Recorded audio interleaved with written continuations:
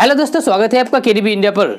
दोस्तों, बिहार की एक बेटी है जिसका नाम है ज्योति कुमारी, जो अमेरिकी ट्रम्प यानी कि अमेरिका के राष्ट्रपति डोनाल्ड ट्रम्प की बेटी इवांका ट्रम्प ने भी उसकी सराहना की, उसकी तारीफ की। तो क्या है इसके बारे में, चलिए पूरी जानकारी देते हैं। अपने बीमार पिता को साइकिल की पिछली सीट पर बिठाकर दिल्ली से दरभंगा तक की 1200 किलोमीटर की यात्रा महज 7 दिनों में पूरी करना। इन दिनों ज्योति कुमारी भारतीय मीडिया की सेंसेशन बनी हुई है।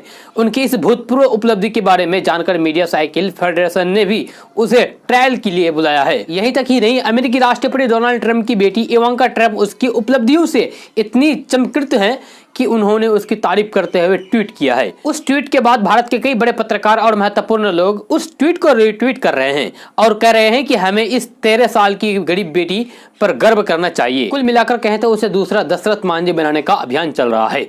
पिता को बिठाकर महज 7 दिनों में 1200 किलोमीटर की साइकिल यात्रा करने वाली ज्योति को अपनी ये उपलब्धियां बिल्कुल भी हैरत अंगेज नहीं लगती है। वह कहती है कि क्या करते, साइकिल थी तो साइकिल से आ गए।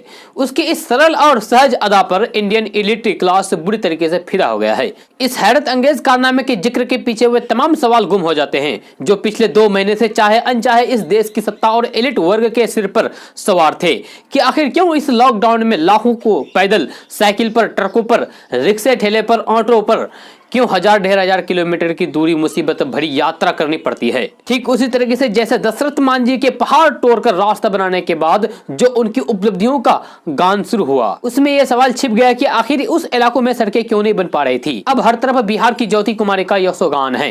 कोई नहीं पूछ रहा है कि आखिर 13 साल की बच्ची को, जिसकी पढ़ने और खेलने कूदने की उम्र थी, उसे क्यों साइकिल पर 1200 किलोमीटर तक अपने बीमार पिता को ढोना पड़ा। उस रास्ते में 3 राज्यों की सीमा पार की और हजारों लोगों से मिली, जिनमें से पुलिस वाले भी होंगे। आखिर क्यों किसी ने उसकी मदद तक नहीं की कि उसकी मुसीबतें कम हो जाए। सरकार ने उसके लिए ट्रक या फिर बस का इंतजाम क्यों नहीं किया। स्पेशल ट्रेन तो 1 मई से चलने लगी थी। किसी पुलिस वाले ने यह क्यों नहीं कहा कि बच्ची, इतना लंबा रास्ता तुम कैसे तय करोगी, आओ तुम्हें किसी ट्रेन पर चढ़ा देते हैं। ये ठीक उसी तरीके से हुआ है जैसे 22 साल तक पहाड़ तोड़ रहे दशरथ मांझी को सरकार के किसी आदमी ने कभी नहीं कहा कि अरे तुम इतनी मेहनत क्यों कर रहे हो, हम लोग इस सड़क को बनवा देते हैं। वो अकेला मजदूर अपनी 1/3 जिंदगी पहाड़ को तोड़ने में लगा बैठा। जब दशरथ मांझी ये सब कर रहा था, यानी कि पहाड़ को तोड़ रहा था, तो लोग उसे पागल कहते थे। जब उसने रास्ता बना दिया तो अचानक मसीहा बन बैठा।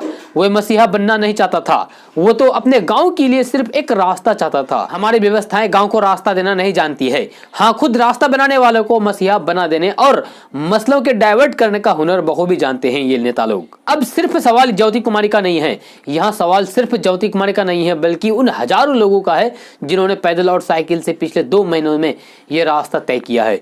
ज्योति के बिहार आने से कुछ दिन पहले ही एक और महिला साइकिल से बिहार आई थी। दिल्ली से बेगूसराय सिर्फ 9 दिन में तय किया था। फर्क सिर्फ इतना था कि वह जहां 13 साल की ज्योति अपने पिता को पीछे बैठाकर खुद साइकिल चला रही थी, वह महिला खुद वयस्क थी और उसके साइकिल के अगली सीट पर उसका 13 साल का बेटा था।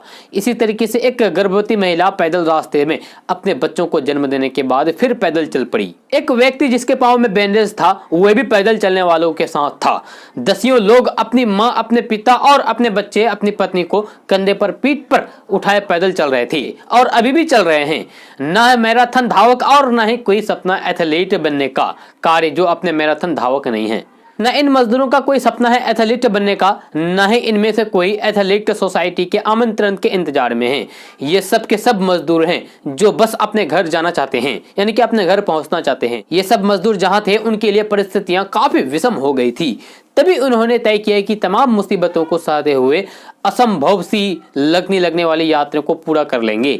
ठीक वैसे ही ज्योति ने यह यात्रा भारतीय साइकिल फेडरेशन द्वारा आमंत्रित किए जाने के लिए नहीं की। उसके सामने खड़ी पहाड़ सी परिस्थितियों ने उसे यह कदम उठाने के लिए मजबूर किया। ऐसे में अगर आपको लगता है कि आप ज्योति की उपलब्धियों के लिए गर्व कर सकते हैं तो गलत है। जी हाँ, इवांका ट्रम्प ने अगर ज्योति की उपलब्धियों को रेखांकित करते हुए ट्वीट किया है तो ये ज्योति की व्यक्तिगत उपलब्धियां हो सकती है। एक देश, एक इंसान के तौर पर ये हमारे लिए सामूहिक विफलता का प्रसंग है कि हम एक 13 साल की लड़की को एक जोखिम भरी यात्रा करने से रोक नहीं पाए। हमारे देश के लिए यह भी निराशा की बात है कि जब लॉकडाउन में दुनिया भर के लोग अपने घरों में सुरक्षित रहने की कोशिश कर रहे थे तो हजारों लोग अपने लिए एक सुरक्षित ठिकाना तलाश कर रहे थे। अपने घर तक पहुंचने के लिए हजारों किलोमीटर की दूरी इस तरह नाप रहे थे। इवांका ट्रम्प के ट्वीट से दुनिया को एक भारतीय किशोरी की हिम्मत साहस की कहानियां तो मालूम हुई होगी, मगर उसके साथ साथ लोगों ने यह भी जानने की कोशिश की होगी कि आखिर क्यों इस बच्ची को 1200 किलोमीटर साइकिल से चलना पड़ा। भारत में आखिर किस तरह की परिस्थितियां थी जिस वजह से करोड़ों लोग सड़कों पर पैदल चल रहे थे। ज्योति कुमारी की उपलब्धियां उन सैकड़ों सवालों और उन सैकड़ों दुखद कहानियों के साथ दुनिया के मंच पर पहुंची है। उन सब कहानियों में एक देश एक नागरिक के तौर पर हमारे विफल होने का प्रमाण पत्र है। जी हाँ, हमारे फेल होने का प्रमाण पत्र है। ठीक वैसे ही जैसे दशरथ मांझी की सफलता की कहानी के पीछे बिहार की सरकारों और यहाँ के नागरिक समाज की विफलता की कहानियां थी जिन्हें हम पढ़ना भूल गए और उनकी उपलब्धियों पर गौरवान्वित होते रहते हैं। दोस्तों ये कहानी बस यहीं तक। अगर आप इसके बारे में कुछ कहना चाहते हैं तो नीचे कमेंट बॉक्स में कमेंट करके जरूर कहिए। तो चलिए दोस्तों फिर मिलते हैं नेक्स्ट वीडियो में।